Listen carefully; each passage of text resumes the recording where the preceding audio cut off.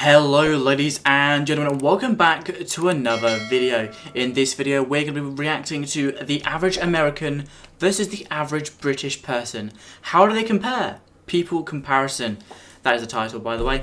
If you'd like to check out the original video, it is in the description down below. This video does seem quite interesting as I'm quite curious, as I am a British citizen and I've been doing a lot of videos on the America, USA, whatever. And yeah, I'd like to know what is actually the differences between average people, just like you and I. So yeah, also guys, if you would like to suggest a video, I do have now got, that was a very weird of saying it, but I now have a Discord server for this YouTube channel. It is in the description down below if you'd like to join it. Again, there's a separate tab in there that you can recommend videos and I will not miss them. Just make sure you only recommend them in that chat, as there is other chats to talk if you would like to join the community and just have a great time. There are also other reasons for joining the Discord, not just for suggesting videos for me to react to, but also I will be doing giveaways and some actually interactive content with you guys at a later date as well. So yeah, be sure to join it if you do want to get involved in that sort of stuff. Without further ado, let's get it with the reaction. Two of the closest allies in the world today are the United States of America and the United Kingdom of Great Britain, with both countries considering their bilateral partnership to be the strongest of bonds. The British-American bloodline runs deep, with millions of Americans identifying themselves as having either English, Scottish, Welsh, or Scotch-Irish ancestry. Given these close ties, we thought it would be fun to compare these two powerful nations in this episode of the Infographics show, The Average American versus the Average Brit. Don't forget to subscribe and click the bell button so that you can be part of our notification squad. Exactly. First of all, we should explain what the United that for me as well, guys. Come on. Show the love. Kingdom of Great Britain is, as it's often an area of confusion. When we talk about the UK, we are referring to the United Kingdom of Great Britain and Northern Ireland, which is a sovereign state consisting of 4 countries: England, Scotland, Wales and Northern Ireland. The average Brit we are discussing today is someone from the UK. In terms of ancestral relations, according to a Census Bureau American Community Survey, nearly 27 million people identified as being part English, over 5.5 million said Scottish, about 5 million said Scotch-Irish, and nearly 2 million said Welsh. Although Irish and German Americans make up larger portions of the US public, it's thought there are a lot more Americans that have Brit blood flowing through their veins but no longer consider themselves being anything other than a full-blooded American. With this in mind, we'll start with some comparisons of a physical nature. The average Brit stands just a fraction taller than the average American, with the BBC lately reporting that the average man in the UK is now 5 feet 10 inches and the average woman is 5 feet 5 inches. I'm actually 5'10". I am 5'10", which is quite funny because I am the smallest. I am the smallest out of my whole friendship group. All my friends are above 6 foot, and there's me, 5'10". I'm gonna have to wear heels. American men average 5 feet 9.5 inches, and American women 5 feet 3.5 inches. Both countries are considered to be not so well proportioned when compared to other more developed nations, with a new report from the Institute of Health Metrics and Evaluation stating that the USA is in 18th place on the world's most obese nations list. Only Egypt was the other populous nation in the top 20 countries, which was filled mostly by countries in the South Pacific. The UK, however, might also need to get in shape, with reports stating that obesity is a national tragedy, and that by 2025 the UK will be the fattest country in Europe, according to... Yeah, well, if you've heard of a cook called Jamie Oliver, he has tried to make the school dinners healthier, which none of us like, but I guess what's got to be done has got to be done. The Centers for Disease Control and Prevention's latest report, the average American male is now 195.7 pounds, and the average woman is 168.5 pounds. The average British man is 186.2 pounds, and the average woman is 154 pounds. Does the fact both countries are perhaps on the heavy side influence life expectancy? American men on average will live to 77.11 years, and 0.11. American women 81.94. Citizens of the United Kingdom can expect to clock out at a similar age on average, with male life expectancy standing at 79.1 and female life expectancy 82.8. But most old people that I know, or did know because they're now dead, they lived a lot longer than that. The median age, meaning half the country is older and or around that age actually. I don't know, I don't remember the ages, but around there. Half the country younger is 37.8 in the USA for men and women, and right on 40 in the UK. Which country is making more babies at the moment? Current statistics state that the US... You'd think the US, as they are massive compared to us, not the, like the, the land mass. There's just so many more people in there. And UK are similar here, with births per woman in America averaging 1.84 and in the UK 1.9. Marriage rates have decreased. What? Bro, the baby making machines over here, you know, just, you know what it is. It's, okay, I'm gonna stop myself.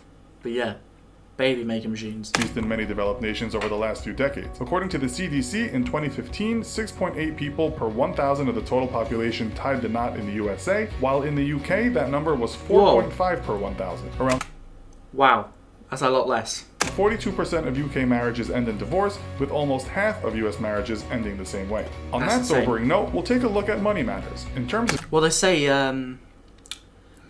if you get married 3 years after dating someone,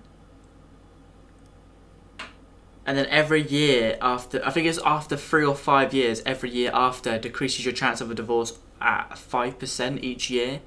I don't know if it's after 3 years or 5 years, but it goes down. Because obviously it gets to a point where you just don't like them, you just don't want to be with them. industry, both Obviously you work around that, I'm not saying it always ends up like that, that's, you know, that's where you find out if you don't want to make it work or whatever. Anyway, moving on. nations are considered champions of the world, but according to the United Nations Economic Commission for Europe, the USA sits You learn a lot more in America. I know that for a fact, because I remember when I was looking at the degrees in my country, and what do I want to study. Doesn't matter what degree I get, if I go to America with that degree, I can earn a lot more than I could here with that degree. citizen grosses a higher salary than the average UK person. The average gross salary in the USA was the 5th highest in the world at $4,893 See, that's well off. That is definitely well off. That's more than well off. per month, while the UK sat in 14th place on the list with an average of See, less than that. Most people that I know, that their parents earn less than that a month. If I'm honest. $3,461 per month.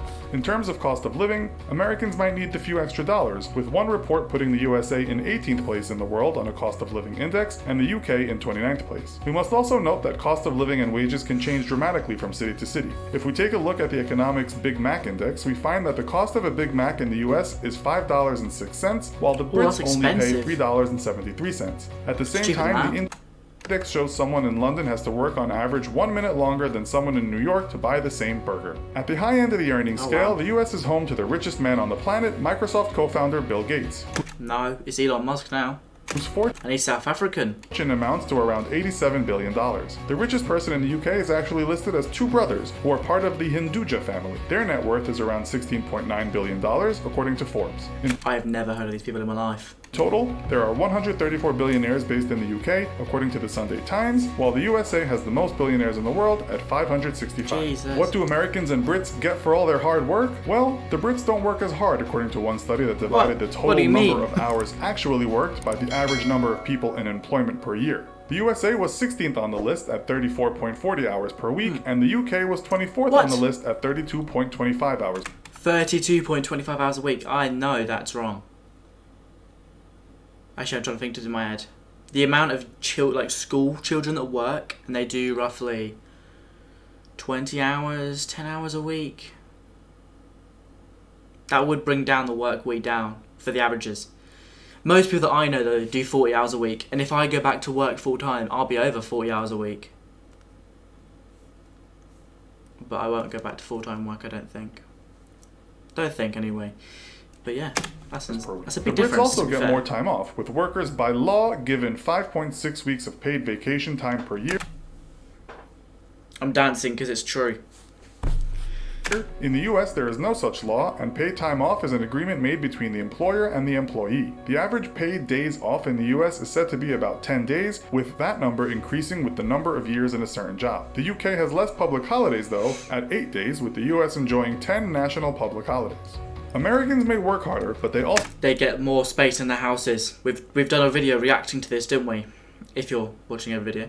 And yeah, American houses just so much bigger for so much less money. seem to be getting more for their buck. While the British public have been dealing with drastically increasing property prices, they also live in very small abodes. Studies Yep. have found that Britain's Yep. houses on average are some of the smallest in Europe at around 818 square feet. American citizens on average can enjoy much larger living areas, with the average house size being around 2,100 Double. More than double.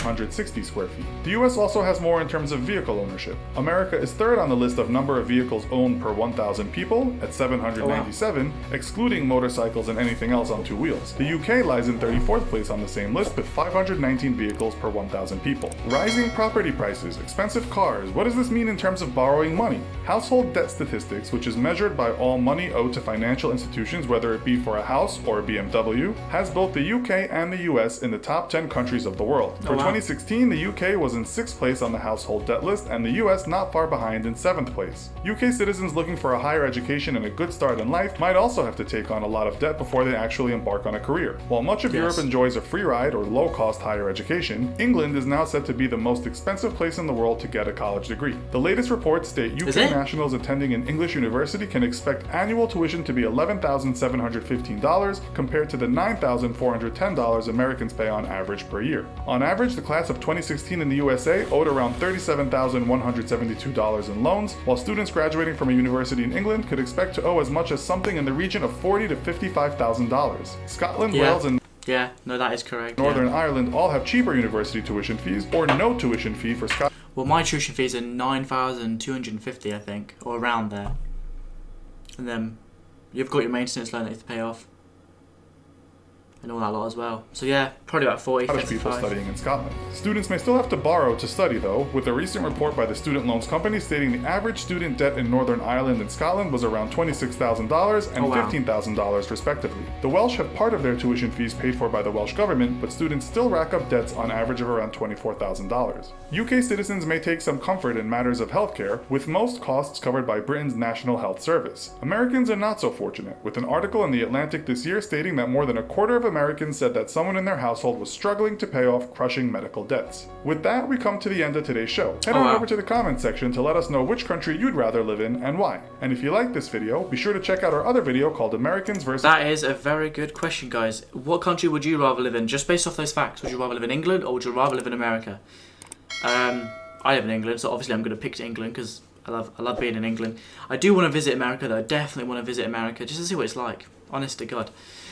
But yeah, those are some very interesting facts, and it's quite a big difference between the average American versus the average British person.